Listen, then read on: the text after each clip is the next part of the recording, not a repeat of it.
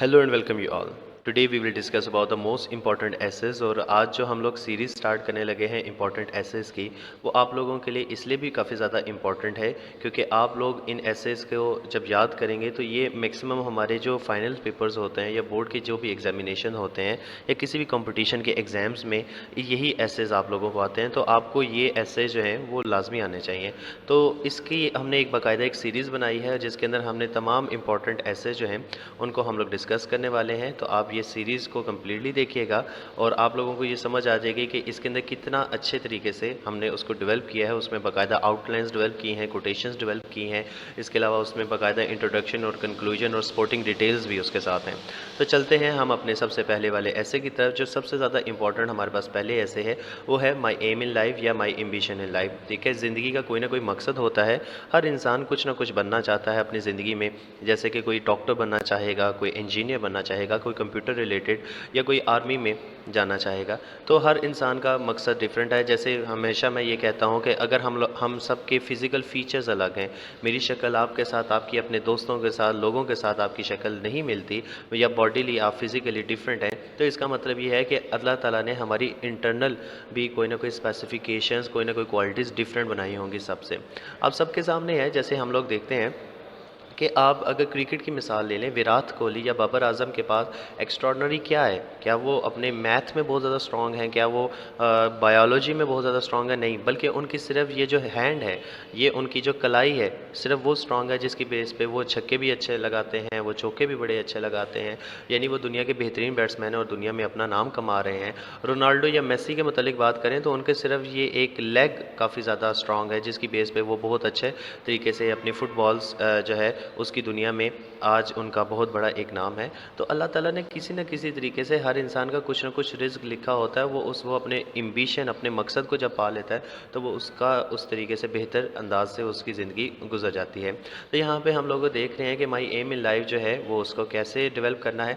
अच्छा, सबसे पहले तो ऐसे के लिहाज से मैं आप लोगों को बता दूँ कि ऐसे में जब हायर सेकेंडरी लेवल पर हम लोग जाते हैं, यानी कि लोअर सेकेंडरी या मिडल या प्राइमरी लेवल पर जब हम लोग ऐसे लिखते हैं तो उसका कोई उसका कोई भी हम आउटलाइंस नहीं बनाते।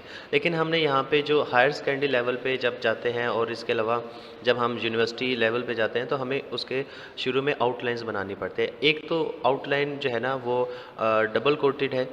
फर्स्ट उसका पर्पज़ ये होता है कि आप जो लिख रहे हैं उसके अंदर तमाम चीज़ें तरतीब से बता दें कि मैंने इस जगह पे ये बातें की हैं।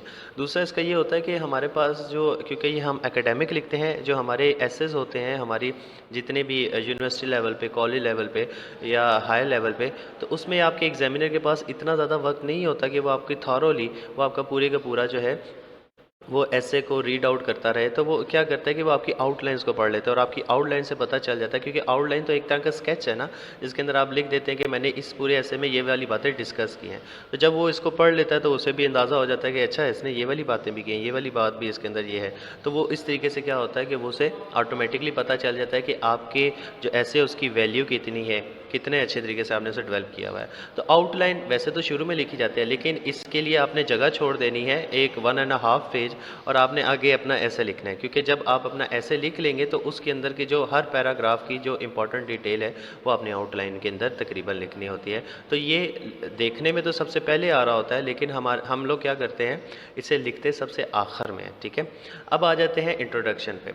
हर ऐसे में एक चीज़ लाजमी होती है, क्योंकि आपने कोई भी एग्जाम्पलरी ऐसे देखते हैं तो उसके अंदर इंट्रोडक्शन होता है, स्पोर्टिंग डिटेल्स होती हैं और कंक्लूजन होता है। तो आपने कोई भी अपने अगर बनानी है अपनी आउटलाइन, तो उसमें सबसे पहले आपने इंट्रोडक्शन लिखना है और लास्ट में उसके कंक्लूजन लिखना है, और दरमियान में जितनी भी चीज़ें होंगी वो उसकी स्पोर्टिंग डिटेल्स होंगी जो उस ऐसे को सपोर्ट करेंगे। तो सबसे पहले इंट्रोडक्शन है जिसके अंदर हम लोग जनरलाइज बातें करते हैं, जिसके अंदर हम लोग यानी बिल्कुल एकदम से उस टॉपिक पे नहीं आ जाते, बल्कि उससे पहले बताते हैं कि इसके इंपॉर्टेंस क्या है। जैसे माई एम इन लाइफ है तो मैं ये नहीं कहूँगा कि I love teaching for example, बल्कि उससे पहले मैं एक जनरलाइज सा बनाऊँगा। लोग एम क्यों बनाते हैं, एम बनाने का मकसद क्या है, एम की वजह से लोग अपने जो है वो मकसद में कैसे कामयाब होता है। शुरू में पहले एक जनरलाइज किस्म का जो है वो हम लोग लिखेंगे कि इंसानों और जानवरों में डिफरेंस यही होता है कि इंसान के पास एम होता है। इंसान जो है वो अपने आप को कहता है कि यार मैंने डॉक्टर बनना है, मैंने एक्टर बनना है, मैंने लॉयर बनना है। कभी आपने किसी एनिमल या किसी बर्ड को देखा है वो जो कह रहा हो कि मैंने तो डॉक्टर बनना है, मैंने तो इंजीनियर बनना है? कभी भी ऐसा नहीं होगा। ये एम अल्लाह ताला ने ये जो सिफ़ात दी हैं ये इंसानों को ही दी हैं। तो सबसे पहले तो आपने एक जनरलाइज सी बात करनी है इंट्रोडक्शन में। जैसे मैं हमेशा एग्जांपल देता हूँ, जब कभी आपने अपने मामा या पापा से पैसे भी मांगने होते हैं तो आप उसके लिए भी सबसे पहले उनके पास जाते हैं, उनके पाँव दबाते हैं, उनको कहते हैं आपने चाय पीनी है कि नहीं पीनी, मैं आपके काम कर दूँ। तो फिर पापा को भी समझ आता है कि ये जो एक पहले इन्वायरमेंट क्रिएट कर रहा है, माहौल बना रहा है कि मैंने वो चीज़ लेनी है। तो इंट्रोडक्शन वो एक तरह का इन्वायरमेंट पहले आप बनाते हैं कि मैं इस टॉपिक पे आने वाला हूँ। तो उसके बाद हम लोग importance of ambition in our life के मतलब बात करेंगे। फिर aim works as a guiding star and lighting house top, यानी कि ये गाइड आपको करता है। All prophets were exemplary teachers, तो ये अब मैं उस टॉपिक पे आ रहा हूँ कि मेरा एम्बिशन क्या है। ठीक है, holy prophet peace be upon him सल्लल्लाहु अलैहि वसल्लम as a teacher and a guiding star devote my full energy to my aim. Literature is representation of life. English literature and love for the novels represent my country on national and international level। और जो इसके अलावा last में हम लोग बात करते हैं कंक्लूजन की। तो ये हमने टोटल जो है ना वो 10 हमारे पास आउटलाइंस हैं। तो चलें इसको स्टार्ट करते हैं। सबसे पहले तो हम कोटेशन से स्टार्ट करेंगे। कोटेशन क्या करती है? कोटेशन आपके जो ऐसे है उसको ग्लूट कर देती है। जो बात आप कहते हैं कि मैं ये समझता हूँ या मेरा ये ख्याल है, उसके बजाय जब आप किसी बड़े इंसान की, किसी जो है वो हाई लेवल के लोगों की जो रेफरेंस जब देते हैं तो वो बात आपकी बहुत ज़्यादा अथेंटिक हो जाती है। तो आपकी अगर हम लोग फॉर एग्जांपल 10% जो मार्क्स होते हैं टोटल हमारे एसेस के, उसमें कहीं ना कहीं हम कोटेशन को भी दे देते हैं कि वो हमारी जो ऐसे है उसकी इंपॉर्टेंस को, उसकी सिग्निफिकेंस को, उसको थोड़ा सा बढ़ा देती है। तो C.S. लुइस की हम कोटेशन से स्टार्ट करेंगे। Aim at the heaven you will get the earth thrown, aim at the earth you will get neither. और वो कहता है कि आप एम हाई करेंगे, आप आसमान तक का सोचेंगे तो आपको ज़मीन मिलेगी, यानी आप हायर का सोचेंगे तो आपको कुछ ना कुछ मिलेगा, बजाय कि आप बहुत कम का जो है वो एम करें और आपको कुछ भी ना मिले। तो ये बड़ी इजी सी है, इसको आप याद कर लीजिएगा। Ambition is a guiding star in our life. It stimulates our courage, energy and enthusiasm. Enthusiasm क्या होता है? ये गर्मजोशी, वलवला, excitement. Without ambition life becomes dull and drab and boring. और वो ड्रैब का मतलब होता है बेरंग किस्म की, ठीक है, बोरिंग किस्म की हमारी ज़िंदगी हो जाती है जब हमने कोई एम्बिशन ही नहीं रखा होता। Those who have no definite aim in their life can not rise in life. और लाजमी बात है, जिन लोगों का कोई एम नहीं होता, जिनका कोई मकसद नहीं होता, वो अपनी ज़िंदगी में कामयाब नहीं होते। चाहे वो इंडिविजुअल हो, चाहे वो नेशनल लेवल पे हो, कोई भी एक मुल्क हो या लोग हों, तो जब तक वो कोई गोल नहीं बनाएंगे वो अपनी ज़िंदगी में कामयाब नहीं होंगे। इसीलिए आप देखते हैं कि इवन के गवर्नमेंट्स 5 ईयर प्लान्स बनाती हैं कि हमने 5 सालों में ये अचीव करना है, ये हमने एम बनाया, ये टारगेट बनाया हुआ है, ये GTB हमारी ये बहुत ज़्यादा होनी चाहिए, तो वो एम बनाते हैं। A profession is usually consider a scale by which a man's prosperity is estimated. Prosperity क्या होती है? ग्रोथ होती है, ठीक है। जो किसी भी मुल्क की जो है या किसी भी लोगों की जो है वो जो प्रॉस्पेरिटी को जब देखा जाता है तो वो उस हिसाब से वो बात करे कि जो प्रॉस्पेरिटी है, जो तरक्की है, खुशहाली है, ग्रोथ है, उसका एस्टिमेट किसी भी इंसान के प्रोफेशन से लगाया जाता है। कुछ प्रोफेशन होते हैं, जैसे आप देखते हैं कि इंसानों में कोई ना कोई प्रोफेशन की बहुत ज़्यादा वैल्यू है। जैसे कुछ प्रोफेशन ऐसे हैं जो लुक डाउन अपॉन किए जाते हैं, हालांकि होते अच्छे हैं। जैसे कि आप कोई भी आप देख लें, ये फेरी वाले हैं या जो लोग हैं गलियों में, वो अपना रिस्क कमा रहे होते हैं, तो वो भी जो है वो पेशा तो होता है, प्रोफेशन होता है, लेकिन लोग इतना ज़्यादा उसे अप्रिशिएट नहीं करते। ऑन द कंट्री हम लोग क्या देखते हैं कि कुछ प्रोफेशन ऐसा है जो हाईली रिवर्ड हैं, हाईली अप्रिशिएटेड है। जैसे कि आप CSP ऑफिसर बन गए, आप टीचर बन गए, तो इनके कुछ प्रोफेशंस को बहुत ज़्यादा इज़्ज़त दी जाती है और कुछ प्रोफेशंस को बहुत कम इज़्ज़त दी जाती है, और उसी की बिना पे उस आदमी की भी इज़्ज़त की जाती है। It works like a guiding star and a light house top. और ये क्या करते हैं? जैसे आपने देखा है कि समुद्र के किनारे, ठीक है, वो लाइट हाउस बने होते हैं ताकि जो शिप्स हैं उनको गाइड किया जा सके कि आप इधर आएँ, आपकी डेस्टिनेशन ऐसी है।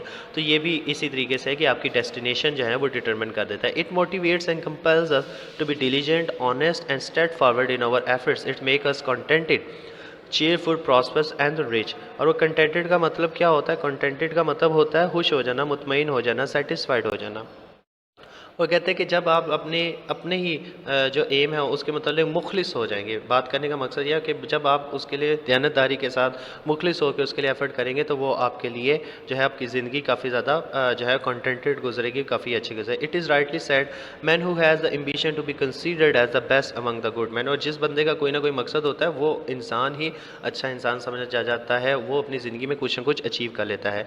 Everyone has his own dream. अब यहाँ पे इंट्रोडक्शन ख़त्म हो गया, अब यहाँ से हम अपनी कहानी को स्टार्ट करने लगे हैं।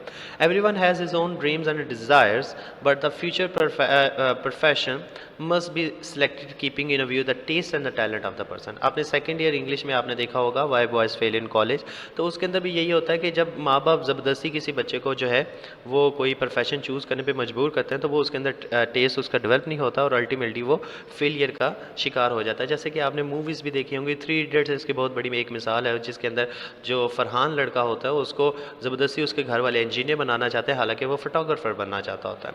तो यहाँ पे ये है कि बच्चे के जो टेस्ट है, जो बच्चे का टैलेंट है, उसके मुताबिक उसे लेके जाएं। There are many honourable profession, however I love to teach. अब यहाँ पे हम अपने उस बात पर आ गए कि मुझे जो है वो टीचिंग पसंद है। Teaching is a work of prophets, priests, saints and moralist. और वो कहते हैं जो प्रीस्ट हैं, जो पेशवा होते हैं, रिलीजियस या क्लर्जी मैन होते हैं, मोरलिस्ट जो हमारे पास मौलम होते हैं, जो सेंट्स हैं, जो वली हैं, यानी कि अल्लाह ताला के जो बरगज़ीदा बंदे हैं, उन तमाम लोगों का जो एक काम था वो टीचिंग था, मौलमी था। I have a good temperament and a taste for teaching. It brings about the profound happiness of the soul and the mind, all prophets were teacher. तो यहाँ पे मैं ये बता रहा हूँ कि ये तो बड़ा एक जो है वो सेक्रेट किस्म का एक प्रोफेशन है। जो प्रॉफिट्स थे, सेंट्स थे, प्रीस्ट थे, वो सारे के सारे टीचर थे, तो मुझे भी अच्छा लगता है कि मैं भी टीचर बनूँ।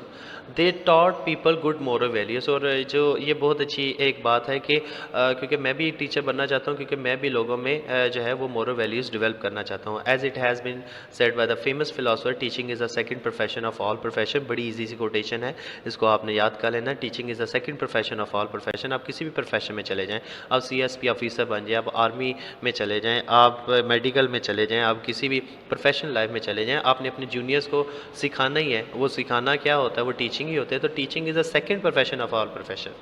As a good mother rears a good child, a good teacher builds up a good nation. जैसे कि माँ जो है वो इंडिविजुअल एक बच्चे को पालती है, इसी तरह जो टीचर है वो एक पूरी कौम को पालता है, क्योंकि जब वो अच्छा पढ़ाएगा, जब वो लोगों में इनकलकेट करेगा गुड वैल्यूज़, तो वो क्या होगा कि वो एक गुड नेशन बन जाएगी। This profession is according to my taste and temperament, I am fit for this profession. और मैं ये समझता हूँ कि मैं इस प्रोफेशन के लिए ही बना हूँ। Since teaching is the profession of the prophet, so there is a no doubt of his sacredness. Our beloved prophet, peace be upon him, was also a teacher. He preached Islam by adopting the profession of the teaching. He also instructed us to learn Islam and teach it to the other.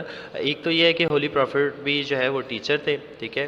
वो holy prophet जो है वो भी ये कहते थे कि मैं मौलम बना के भेजा गया हूँ, मैं मौलम इंसानियत बना के भेजा गया हूँ। और उन्होंने इस्लाम को जो है उसके मुतालिक हम लोगों को बताया और हमें कहा कि आप खुद भी सीखें और दूसरों को भी सिखाएं। तो that is why I have adopted the profession of teaching. I know that teaching is not well paid job. और ये अनफॉर्चुनेटली ये हर जगह, सिर्फ ये पाकिस्तान इंडिया की बात नहीं है, बल्कि ये पूरी दुनिया में ये है कि टीचिंग एक वेल पेड जॉब नहीं है। That is why most of the teacher left the job after a while. I do not want to be a money bag. और वो कहता है कि मैं भी जो है ना पैसे के पीछे भागना नहीं चाहता, लेकिन ये है कि मुझे टीचिंग बहुत पसंद है और इसमें जो रिस्पेक्ट मिलती है, जैसे मुश्ताक अहमद यूसुफ़ी ये बात कहते हैं कि शायद वो इतना नशा जो है वो किसी शराब में हो, इससे ज़्यादा नशा जो है वो अपने आप को टीचर कहलवाने में। यानी उनकी बात करने का मफ़हूम ये है कि जो मज़ा, जो सरूर अपने आप को टीचर कहलवाने में है, वो किसी भी चीज़ में नहीं है। I know there are other professions that pay a good deal. They bring fame and a fortune as well. However, I like teaching profession for other things. I like it for sacredness, simplicity, sincerity and service of the humanity. अब सेकेंडनेस क्या होता है? तकद्दुस होता है, ठीक है। Sincerity क्या होती है? ऑनेस्टी होती है।